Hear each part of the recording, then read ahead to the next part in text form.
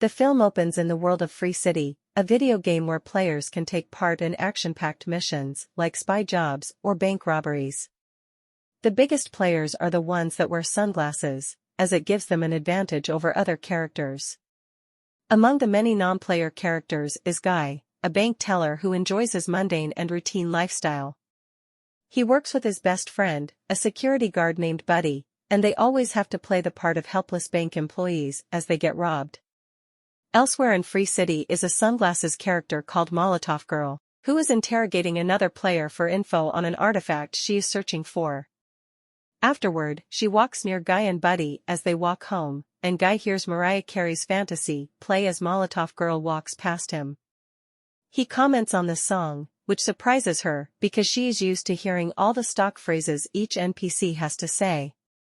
Guy becomes smitten and follows after her but is hit by a train, sending him back to his home to relive everything. When Guy goes back to work, the robbery takes place, but Guy decides to do something different and tries to acquire the sunglasses off of a robber, accidentally killing them with their own shotgun even as the player in the real world tries to take Guy down. He takes the sunglasses and leaves the bank. When he puts them on, he sees various parts of the game highlighted to show what they are there for, the bank for robbery mission, for example. He finds that he can pick up health boxes to fix himself up, and he continues to literally see the world through new eyes. However, when he tries to change things like his regular coffee order, the other NPCs appear to get suspicious of Guy. Outside in the real world, Tsunami, the company behind Free City, catches wind of Guy's activities, thinking he is a hacker who used a NPC skin to take down other players. Two employees, Walter Keys, McKee and Mauser go into the game as their avatars, a stripper cop and a pink rabbit, to confront Guy.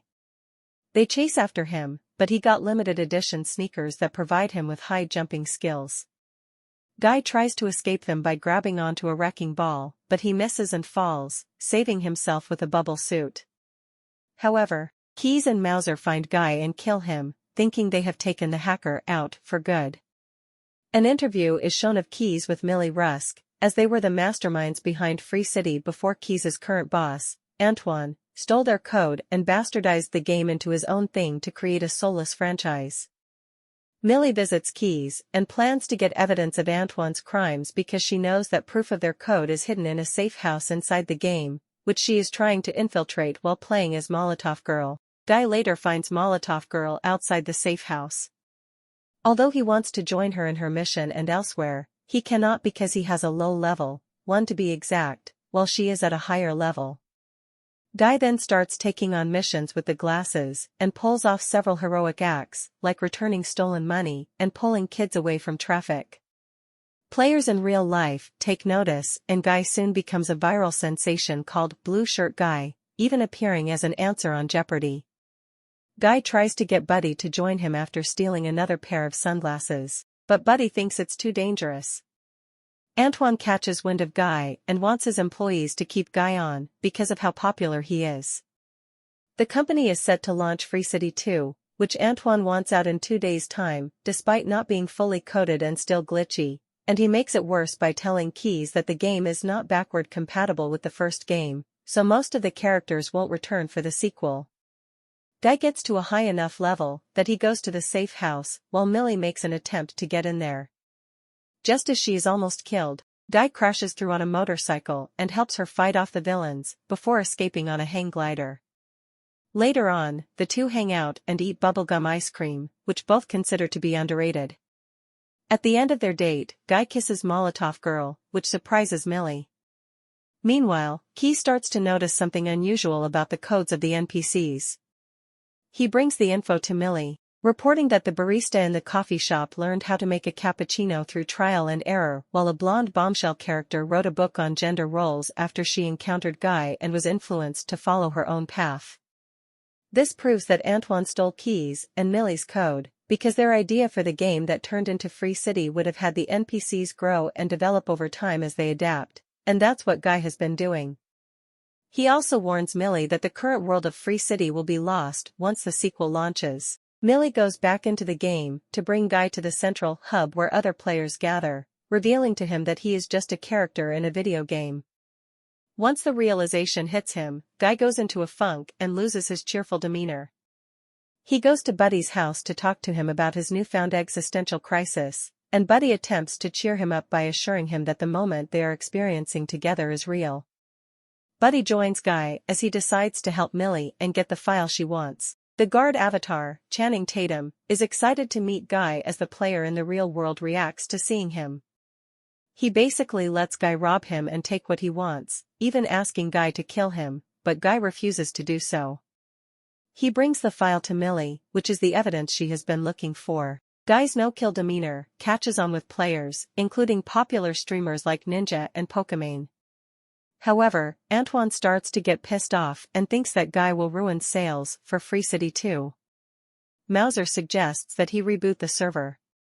In the game, Guy and Millie see the file, which contains information about an island that proves hers and Key's code is in the game. Just as Guy mentions that he has seen the island before, the game is rebooted, which causes Guy to go back to before he became self-aware. Millie is able to log back on, but Guy doesn't remember who she is. She asks Keys for help, and he tells her that the character he made that Guy is based off of is a lovelorn NPC who is always searching for his dream girl, and he just needs something to help trigger the code. Millie, as Molotov Girl, kisses Guy, and it brings back all his memories, including where he saw the island. The image of it is reflected off the blinds in his apartment, and with that info, Keys figures that the island is just beyond the city's horizon. Guy and Millie then round up all the NPCs in Free City to inspire them to migrate to the island and follow their own choices instead of what they were coded to do. With all the NPCs gone, the players are left confused.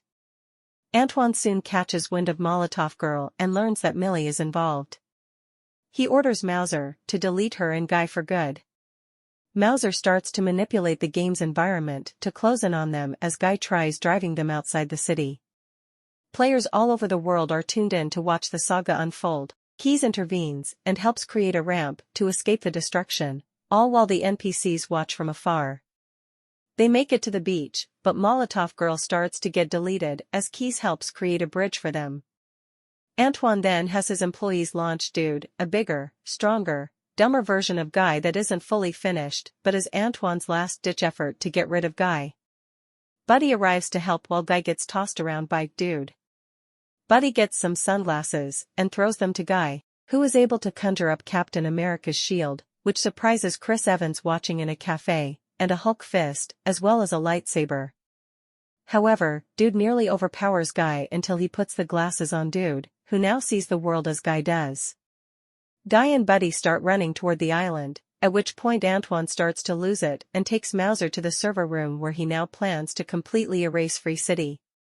Mauser stops helping Antoine due to his loyalty to Keys, so Antoine begins smashing everything with an axe, causing the city environment to be deleted. The bridge is being deleted too, and Buddy doesn't make it far until he is also deleted, but he tells Guy that he has had the best day of his life, thanks to him. Guy runs fast enough until he finally breaks through the barrier and makes it to the island, which is then revealed to the NPCs and the players in the real world.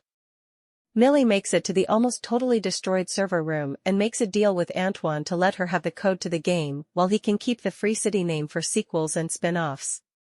Soon, Free City 2 launches to abysmal sales, and Antoine starts to face heavy scrutiny at work and in the media. Millie, Keys, and Mauser develop Free Life, making the game they always wanted to make with more expansive environments and details. Now being more dedicated to the game, Millie must break up with Guy, but he completely understands and parts amicably with her. Millie then watches a video playback of Keys describing that Guy's character was always going to fall in love with Molotov Girl because he created the algorithm for his attraction to her based on Keys' own love for Millie. She realizes this and goes to catch him in town where they share a kiss. Back in the game, Guy and Dude have become friends, but Guy misses Buddy. It turns out Buddy was brought back to life in the game, and the two best friends reunite. Buddy asks if they should return to work, but Guy says that they can now go wherever they want and do whatever they want.